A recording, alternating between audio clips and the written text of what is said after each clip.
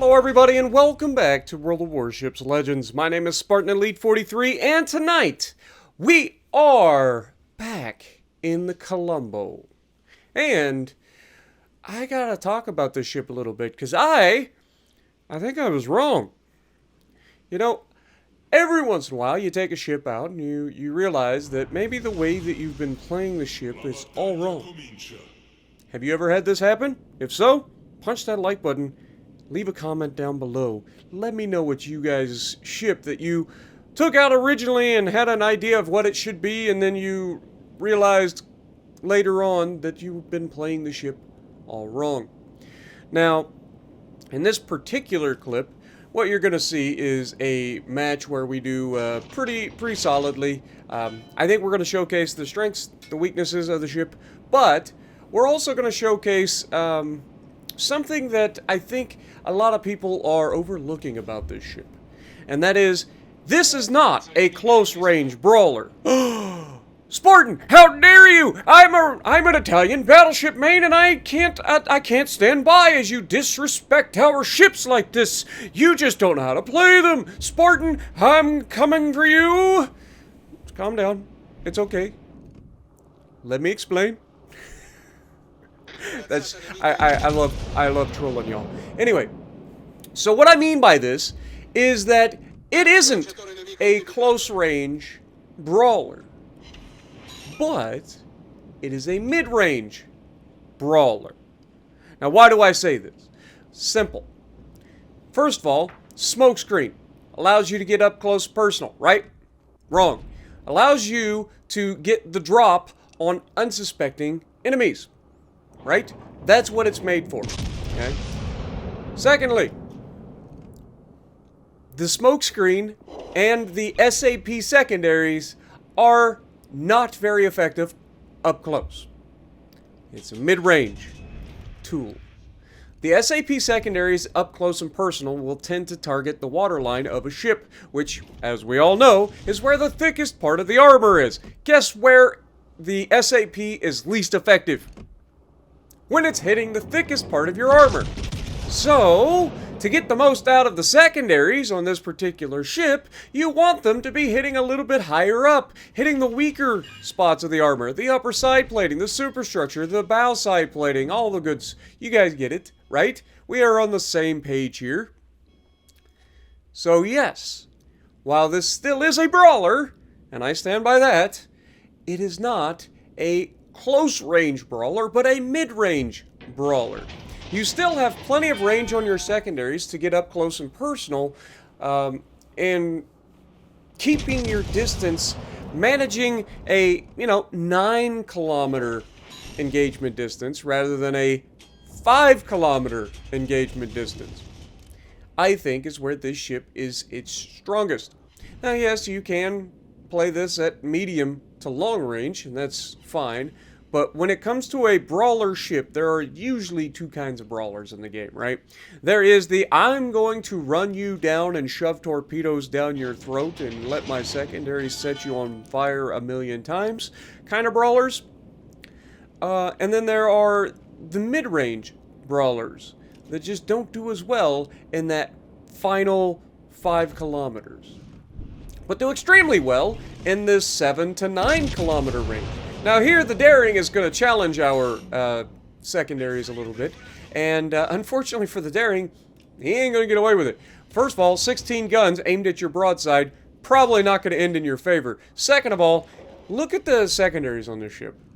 You notice how they are decently accurate, and they seem to hit the target quite a bit. Now I wish, one of these days, we will get secondaries that actually know how to lead a goddamn target. And then suddenly these ships will be so much better. But until then, we are, stuck with secondaries that are pretty much the worst gunners you've ever witnessed in your life. Unless you're point blank, most of the time the guns are just simply going to miss small, agile targets. Now, everybody else, it's fine. Cruisers, battleships, doesn't matter. They're not getting out of the way of these shells. They're accurate enough for those larger targets. But for the destroyers, the ones that these anti-torpedo boat armaments are meant for, they're the ones that seemingly get the least effect out of these, unless, of course, it is point blank, in which case you've got torpedoes to worry about, usually. But yes, right out the gate, we're at 54,000 damage. We're 5 minutes into the match. Half the enemy, well, a third of the enemy team is dead. But here we have a beautiful look at the main, and we're going to take a shot. Now, one of the good things about this ship is that it has 16 guns going downrange. And the second good thing about this ship is that the rear turrets are 360-degree firing turrets. Why is that such a big deal? Simple. 360-degree turrets don't have to travel as far because they can turn 180 degrees and make it to where they need to, rather than having to go 270 degrees to make it to where they need to. Make sense? Anyway, we come around the corner, we're utilizing our smoke screen, and we get this beautiful look. And again, right into that medium brawling range. We don't want to get too close. And we'll showcase why we don't want to get too close in a moment. Now, one of the things that I always seem to forget about the Colombo is a very important fact.